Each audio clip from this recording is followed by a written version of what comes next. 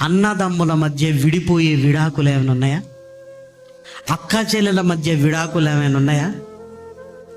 ఉన్నాయండి ఏమన్నా? అక్క తమ్ముడు మధ్య విడాకులు ఏమైనా ఉన్నాయా? ఉన్నావు. ఎవడటి ఈ భార్యాభర్తల మధ్య పెట్టింది? అసలు బుద్ధి లేనాడు.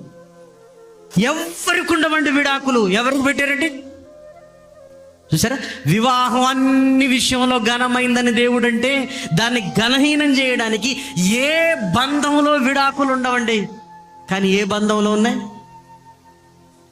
భార్యాభర్తల్లో విడాకులు ఉన్నాయి. ఇక్కడ ఎందుకు పెట్టారండి? అసలు దేవుడు నిన్ను నీ భార్యను కలిపాడు. అసలు ఏమనుకుంటున్నావు నువ్వు?